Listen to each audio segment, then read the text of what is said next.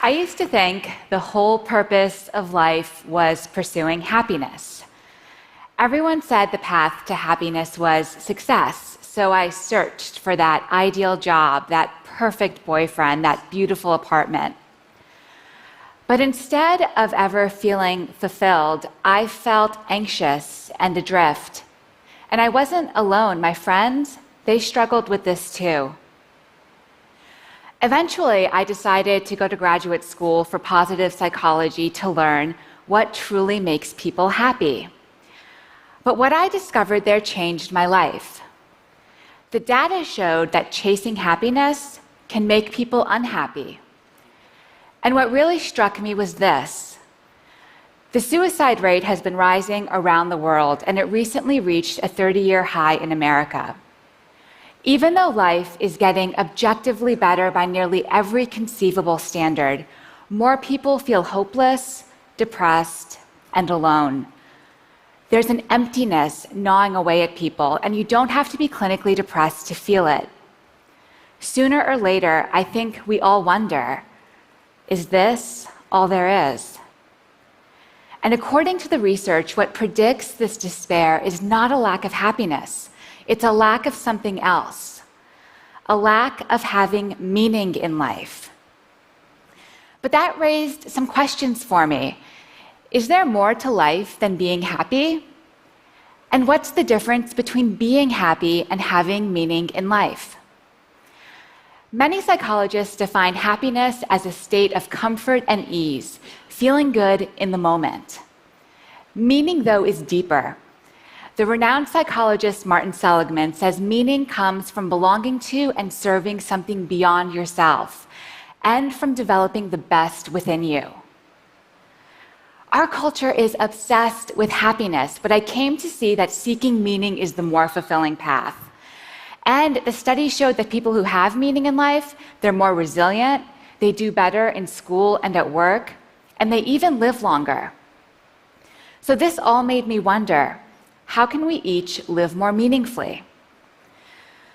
To find out, I spent 5 years interviewing hundreds of people and reading through thousands of pages of psychology, neuroscience, and philosophy.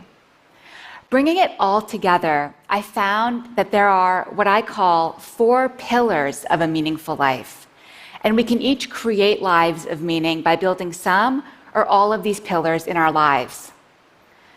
The first pillar is belonging. Belonging comes from being in relationships where you're valued for who you are intrinsically and where you value others as well.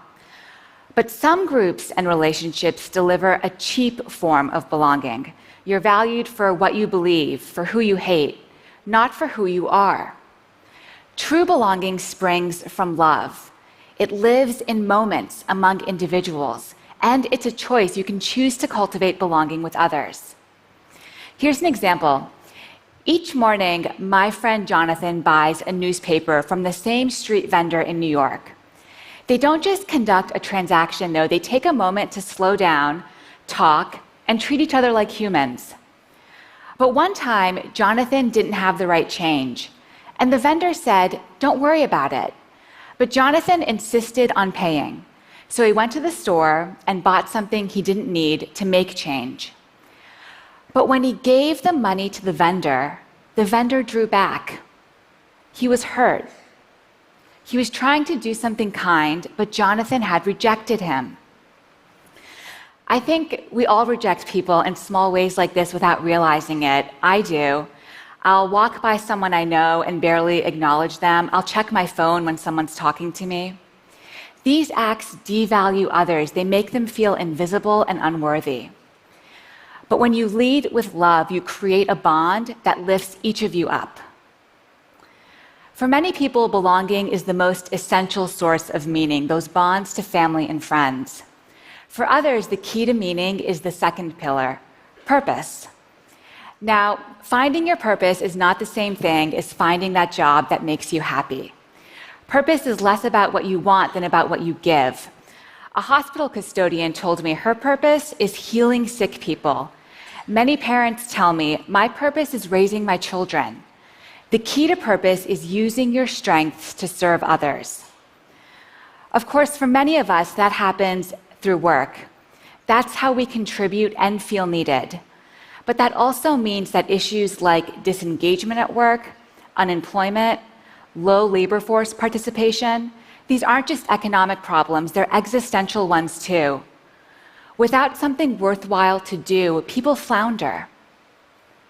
Of course, you don't have to find purpose at work, but purpose gives you something to live for, some why that drives you forward. The third pillar of meaning is also about stepping beyond yourself, but in a completely different way. Transcendence. Transcendent states are those rare moments when you're lifted above the hustle and bustle of daily life. Your sense of self fades away and you feel connected to a higher reality. Belonging, purpose, transcendence. Now, the fourth pillar of meaning I found tends to surprise people. The fourth pillar is storytelling, the story you tell yourself about yourself. Creating a narrative from the events of your life brings clarity. It helps you understand how you became you. But we don't always realize that we're the authors of our stories and can change the way we're telling them. Your life isn't just a list of events. You can edit, interpret, and retell your story even as you're constrained by the facts. I met a young man named Emeka who'd been paralyzed playing football. After his injury, Emeka told himself, "My life was great playing football, but now, look at me." People who tell stories like this, "My life was good, now it's bad," they tend to be more anxious and depressed. And that was Emeka for a while. But with time, he started to weave a different story. His new story was, "Before my injury, my life was purposeless. I partied a lot and was a pretty selfish guy. But my injury made me realize I could be a better man." That edit to his story changed Emeka's life. After telling the new story to himself, Emeka started mentoring kids, and he discovered what his purpose was: serving others.